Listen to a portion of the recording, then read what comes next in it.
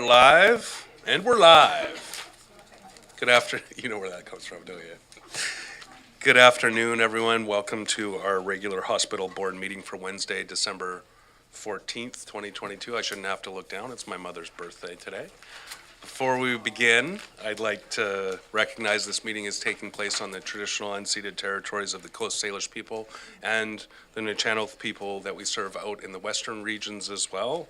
We're grateful and share our gratitude for being here on these unceded territories. And with that, we will get underway. So, Mr. Robbins. Mr. Chair, just the approval of the agenda. No changes? We just asked that item 12 be brought forward before you go into closed session. That is the staff report on the provisional budget. Thank you. So if a motion to approve the agenda, moved by Director Toporowski, seconded by Director Morrison. All those in favor? Any opposed? None opposed. Motion carries. Moving on to adoption of minutes, Mr. Robbins. The adoption of the minutes, the recommendation that the minutes of the hospital board meeting of May 11, 2022 be adopted. If there are no errors or omissions, a motion to adopt those minutes, moved by Director Morrison, seconded by Director Toporowski. I like you two a lot. All those in favor?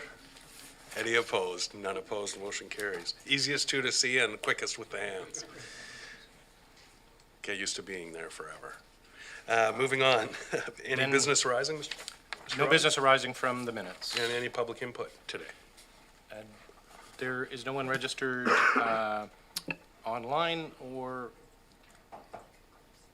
in the gallery. Okay, seeing none, then we'll move on to, we're skipping number 5, move on to, I think that takes us, does that take us, sir, all the way to number 12? Correct. There are no delegations, no report from the chair, no correspondence, information, committee reports, director reports. So yes, item 12, a staff report from the Finance Division with regards to the 2023 Cowichan Valley Regional Hospital District Provisional Budget. There is a recommendation before the board that the 2023 provisional budget for the Cowichan Valley Regional Hospital District be adopted. And there is staff here with you this afternoon that can speak to the report. Thank you. So we'll open it up for questions or a motion on the recommendation. Director Acton moved, seconded by Director Staples, and discussion. Director Morrison. Yeah, thank you, Mr. Chair. Through you to staff. So I'm just trying to, I'm sure I've had it, or we've had it explained to us before, how the rollout of the expenditures will be for our major capital project. And, clearly we have some, we may have to look in the, well, probably more than the couch cushions for a few extra dollars, but I'm wondering, when will we exhaust the savings that we already have? Are we looking at, and what do you think the next year or two? I didn't see the 5-year in this unless I missed it. Through the chair, through the chair to Director Morrison, we do not do a 5-year plan. Okay. We have not done one in the past.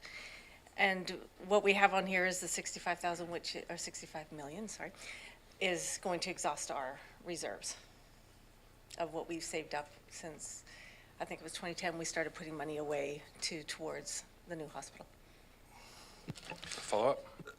Yeah, thank you. So I know how to read these reports, but I'm kind of a visual guy, and I'm wondering if there will be some report or presentation to us and perhaps in 2023 that will give us a sort of an expenditure rollout as the various maybe linked to the timeline of construction and completion. Is that possible to have something like that?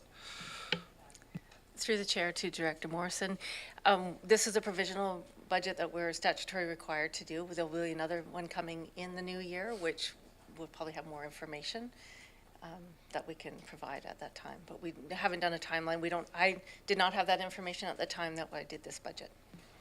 Thank you. Any further questions? Director Manhas. Thank you, Mr. Chair. With the cost overruns, first of all, I was to say, what percentage of the total bill is the CVRD responsible for capital cost. Is that 40%? Okay, Through the chair to Director Manhas, yes, we are 40%. okay, so with the cost overrun up to 1.44 billion, which has been reported, are we responsible for 40% of that 1.44 now? Through the chair to Director Manhas, I do not have that information as I'm only I can speak to it. presented what I have at the time.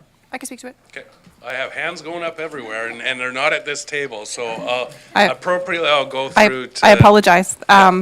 So No, we, don't apologize. We like it when you interject, so Okay. please go ahead. I'm interjecting. We before Ms. Weiner left on leave, we were working on a memorandum of understanding related to the contribution to the hospital. So there would be more information in the budget about this, yeah. But the cost escalation doesn't necessarily flow to us. Yeah. Thank you. Thank you. Any other questions? It's been moved and seconded. Seeing no further questions, I'll call the question. All those in favor? Any opposed? None opposed. Thank you very much. Mr. Robbins, I do believe that is our only item before we get to question period. That's correct, and I don't see, again, anybody in the boardroom here or online that has a question for the Hospital District Board.